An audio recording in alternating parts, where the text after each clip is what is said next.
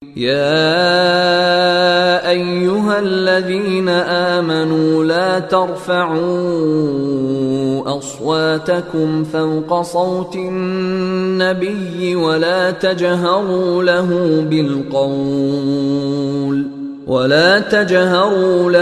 بالقول كجهر بعضكم لبعض أن تحبط أعمالكم وأنتم لا تشعرون. Bismillahirrahmanirrahim. Alhamdulillah wassalatu wassalamu ala Rasulillah. Kita melanjutkan insyaallah kajian qiraah lebih dari 1000 amalan sunnah dalam sehari semalam karya Syekh Khalid Al-Husainan. Sunnah dalam sholat yang sebelumnya telah kita bahas berupa ucapan sunnahnya, sekarang sunnah berupa perbuatan ya. Sunnah berupa perbuatan. Kita akan ingin fadhal Mas Hariri antum baca. Ya. 2. Berupa perbuatan. A. Mengangkat kedua tangan bersamaan dengan ucapan takbir. B. Mengangkat kedua tangan ketika ruku. C. Mengangkat kedua tangan ketika bangun dari ruku. D. Mengangkat kedua tangan ketika berdiri menuju rakaat ketiga dalam sholat yang mempunyai 2 kali tasyahud. E. Saat mengangkat kedua tangan dan menurunkannya secara bersamaan sebagaimana pada keempat poin di atas. Hendaklah jari jemari saling merapat antara satu dengan yang lainnya. Baik, itu prakainya berarti ini adalah sunnah. Mengangkat kedua tangan sunnah. Makanya pernah Anda bilang kalau misalnya antum masbuk, imam lagi ruku beserta para makmumnya, antum pengen mendapatkan rakaat itu rakaat itu. Kan kalau misalnya imamnya bangkit, udah selesai. Maksudnya berarti dia harus memperbaharui lagi nanti. Dia belum dapat 1 rakaat. Terus antum apakah cepat-cepat? Nah, antum nggak diwajibkan juga, emang nggak wajib untuk ini. Apa ngangkat tangan gini nggak? Itu sunnah fi'liyah berupa perbuatan. Sehingga kalau antum melihat ada orang Allahu Akbar langsung kayak gini, ini rukun. Allahu Akbar kayak gitu, rukun. Tapi ininya sunnah, gitu loh. Berarti kalau misalnya langsung Allahu Akbar, gitu kan? Enggak pakai ini, enggak Allah. Karena buru-buru repot. Kalau gini dulu kan agak, nah gitu. Ya, itu langsung. Bisa paham enggak? Lafal Allah Akbarnya Sekali. Itu masuknya ke lafal takbiratul ihram, masuknya ke salat. Bukan lafal switching dari ke ruku, enggak. Nah, itu enggak 2 kali. Syukur langsung Allahu Akbar. Itu ya, untuk melegalisir salat. Wallahu a'lam. Kemudian mengangkat kedua tangannya sifatnya juga adalah bersamaan. Kalau misalnya dia pun mau melakukan sunnah itu bersamaan, enggak boleh. Enggak, itu malah jadinya kayak gitu nanti. Dan menurunkannya juga secara bersamaan, ya. Dan jari jemari hendaknya diusahakan merapat antara satu dengan lainnya. Ojo kuyu kan, alah kon iki. Ya. Ya. Oke, gitu ya, merapat. Baik, F. Jari jemari tersebut dibuka dan arah telapak tangan dihadapkan ke arah kiblat. Oke, diarahkan ke arah kiblat, ingat. Jadi enggak gini. Enggak gini. Gini, arah ke kiblat. Sebagaimana kalau misalnya antum sujud kan juga mengarah ke kiblat. Iya kan? Juga jemari kaki juga. Type G. Jari jemari tersebut diangkat hingga sejajar dengan kedua bahu atau sejajar dengan kedua telinga. Baik, berarti ini atau ya imma antum kayak gini, ya, syuf. Ya kan? Imma antum gini. Ya, jadi enggak ada kayak gini enggak. Atau begini enggak, tapi sejajar dengan bahu gini. Sunnahnya kayak gitu.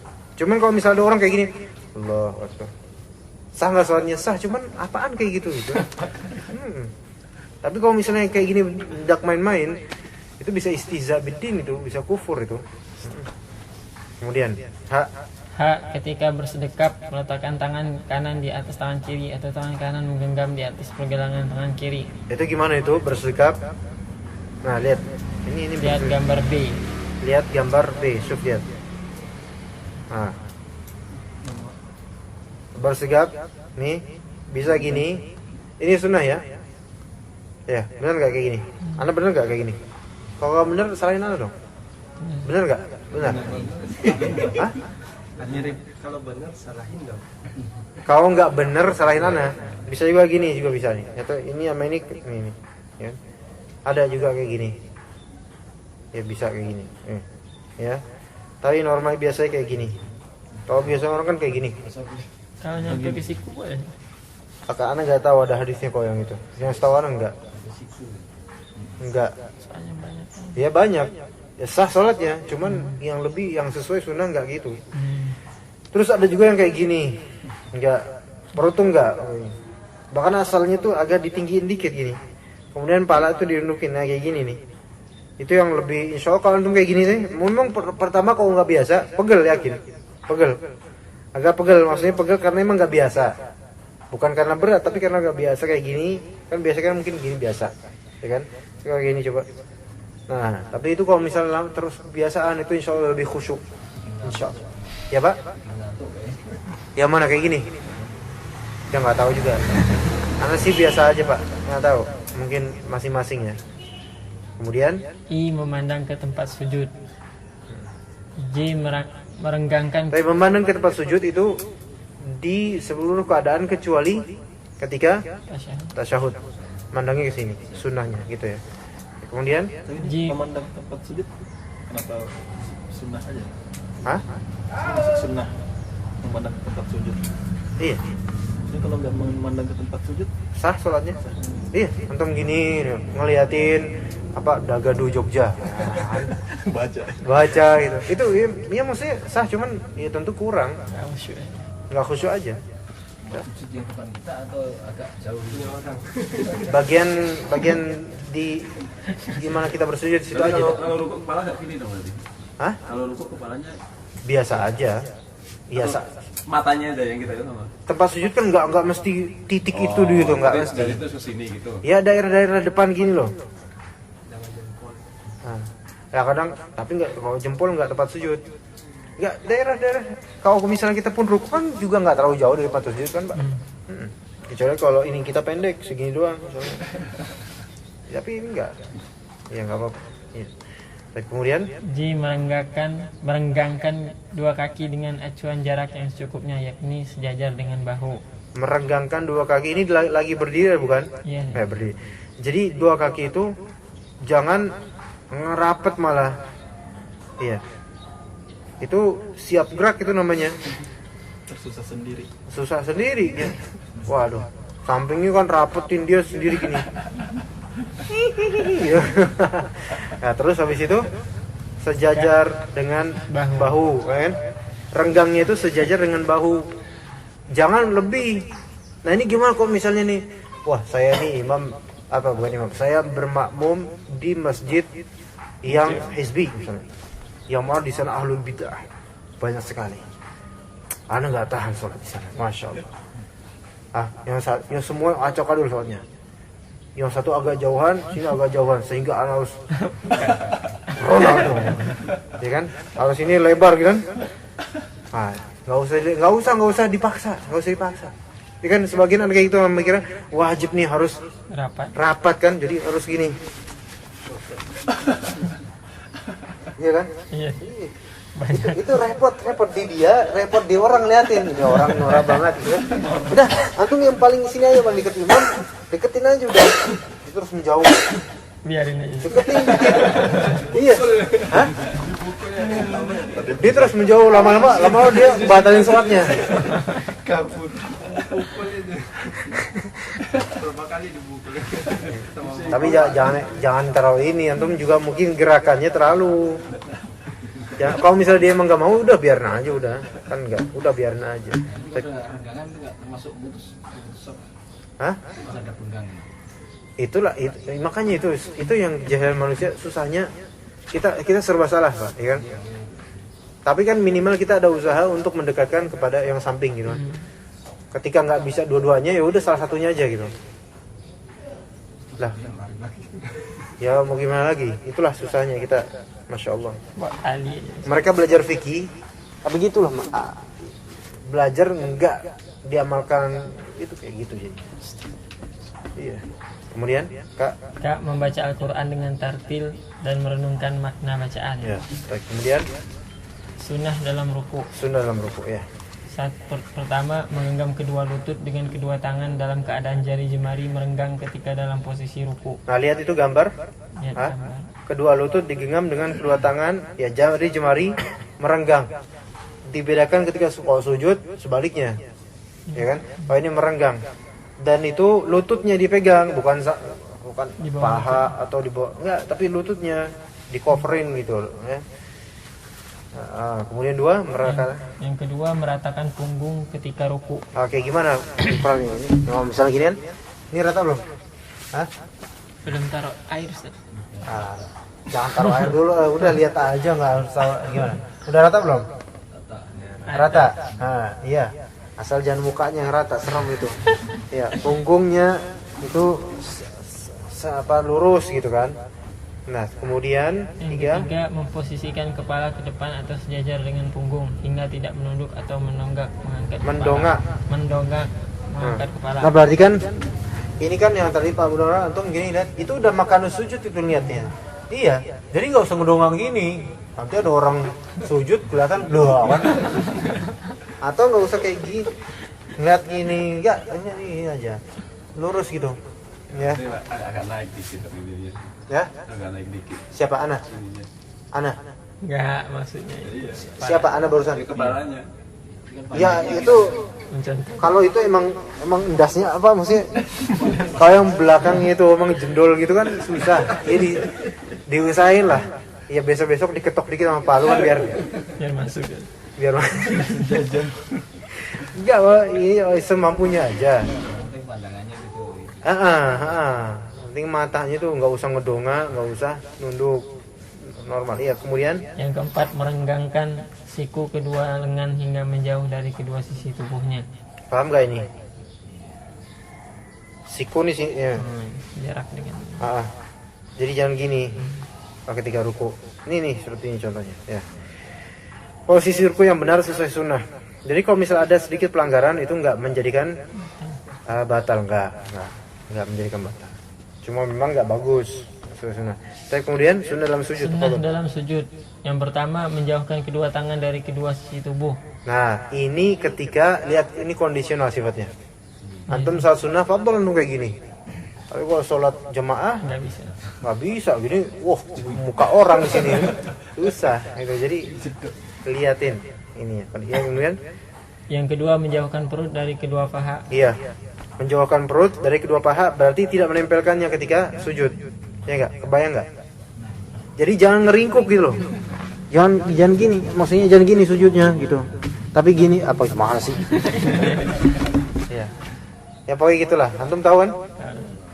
Mas Ari itu kalau misal kesulitan ya nggak apa-apa. Ya pas sudah sujud, taunya nurun semua bung. Nah itu nggak apa-apa. Ya wajar. Ya, dimaafkan lah, Allah maafkan. Tiga, menjauhkan kedua paha dari kedua betis. Nah ketika sujud itu, nah lihat ini, ya berarti gambarnya lihat, kan? Tuh lihat. Dia nggak ngeringkuk lah pokoknya, nggak ngeringkuk. Ini paha nih. Walaupun ditutupin, tapi alhamdulillah ditutupin. Ini betisnya, nggak nempel, malah menjauh gitu kan. Itu yang benar. Iya, kemudian Yang keempat, memisahkan kedua lutut ketika sujud. memisahkan kedua lutut ketika sujud. Nggak boleh nempel. Nggak boleh nempel, ya. Jadi nggak renggang. Kayak tadi sejajar dengan ini body, gitu kan. Kemudian Yang kelima, menegakkan kedua kaki. menegakkan kedua kaki, ya. Lihat kakinya dua tegak nih. Lapak Iya. ya. Kemudian Yang keenam, menempelkan kedua telapak tangan di lantai atau permukaan tanah yang dijadikan tumpuan. Iya. Yang tujuh, kedua kaki saling menempel ketika sujud. Yang delapan, meletakkan kedua tangan sejajar dengan kedua bahu atau kedua telinga. Tapi kedua tangan lihat sejajar. Dia boleh kayak gini. Boleh kayak gini ya, sejajar. Kemudian Yang sembilan, membentangkan kedua tangan. itu sunnahnya. Ya, membentangkan benar-benar kedua tangan. Kemudian 10 Merapatkan jari jemari dan menghadapkan jari jemari ke arah ya kiblat. menghadapkan berarti tancapnya gini depan, bukan gini, apalagi gini ya. Mau kayak gini. Enggak itu. Kalau jari kaki. Jari kaki enggak di sini ya? Ini nih. Itu. Gambarnya ada sih. Hah? Ini nih. Oh ini tasyahud ini. Ini yang Jadi jemari ini untuk kaki dan tangan. ya dan kaki juga disunahkan. Menghadap ke ini. Di sini nggak ada gambarnya dong nggak disebut keterangannya. Iya. Tapi di sini mungkin jari jemari ini global 10 dan 11 lihat jari jemari baik itu tangan ataupun ya. Ya jari-jarinya juga menghadap ke kiblat, mengarah ke kiblat. Oke, terus Sunnah dalam duduk di antara dua sujud. Duduk di antara dua sujud memiliki dua cara, yaitu yang pertama duduk iqma', yaitu menegakkan kedua kaki dan duduk dengan bertumpu pada atau di atas tumit, lihat gambar A. Yang kedua duduk iftirash, yaitu dengan menegakkan telapak kaki kanan dan menghamparkan telapak kaki kiri dalam tasyahud awal dengan melipat atau membengkokkan kaki kiri, lalu duduk di atasnya dan menegakkan telapak kaki kanan, lihat gambar B. bisa dibedakan iqa'a dengan iftirash. Bisa. Iftirash itu berarti satu kaki kaki kanan doang yang dia berdiri tegak. Kalau misalnya iqa'a dua-duanya. Iya, nggak apa-apa. Berarti kalau misalnya ada orang di antara dua sujud nih, ini bukan tasyahud ya. Ini ya. Tapi memang agak repot. Nggak biasa soalnya. Tinggi sendiri nanti. Bingung. Mending biasa aja kayak gini. Kalau itu duduk itu boleh kita terus menerus atau kadang kala aja gitu. Kadang. Enggak, misalnya Biasanya pakai iya sepatu. sholat misalnya Jadi nggak apa-apa. Cuman ya itu konsekuensinya. Pakai sepatu. Ada jemaah. Pakai sepatu ya. Bagus itu. Maksudnya lebih bagus pakai iqa'a. Cuman kan kita nggak pakai sepatu. Ya kan? Iqa'a. Itu ya, Pak. Kayaknya antum masih ada perasaan. Udah nggak ada lagi perasaan mana. Ya udah. Ya. Rasulullah Shallallahu Alaihi Wasallam memanjangkan duduk tersebut hingga ada yang menyangka bahwa beliau telah lupa. Jangan. Ya terus. Duduk istirahat yaitu duduk sejenak yang tidak ada zikir di dalamnya, dan posisi duduk ini berlaku ketika selesai sujud yang kedua pada rakaat pertama dan rakaat ketiga. Antum berarti tahu jalsa istirahah?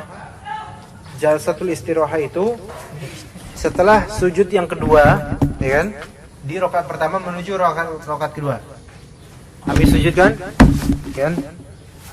Ini gini dulu, istirahat dulu, mari 1 detik, 2 detik, terus habis itu berdiri. Itu namanya jalsa al-istirahah. kalau misalnya bagi yang qira'ah, Iqa'a. itu duduk istirahatnya itu dia tetap kondisi qira'ah atau Ya boleh silakan. Yang penting itu namanya jalsa istirahah. Enak gitu. Nah, itu juga di rakaat 3 menuju ke 4 bisa gitu ya. Oke. Sunnah tasyahud akhir. Sunnah dalam tasyahud akhir.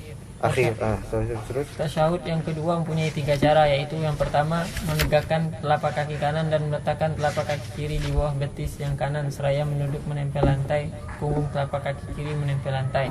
Ngerti ulang, menegakkan telapak kaki kanan tegak nih. Nah, telapak kaki kiri di bawah betis, di bawah betis, lihat gambar A. Telapak kaki kiri di bawah betis. Ya. Tuh kayak gini nih, kan? Seraya duduk menempel lantai. Punggung telapak kaki kiri menempel lantai, punggung telapak kaki kiri nih menempel lantai. Lihat gambar A. Ya, paham tuh. Kemudian 2. Yang kedua, seperti posisi pertama, hanya saja tidak menegakkan kaki kanan atau mendatarkannya. Menghadapnya sama dengan kaki kiri. Lihat gambar B itu, lihat jarinya tuh, jari kayak gitu jarinya. Boleh. Malah menghadap lawan dari kiblat. Jarinya seperti itu. Nah, kalau misalnya antum mau pakai yang jarinya ditancap atau kakinya ditancap, ya, maka kayak gini semua jarinya itu ditekuk semuanya, dan semuanya diusahakan ngadep ke kiblat kayak gitu.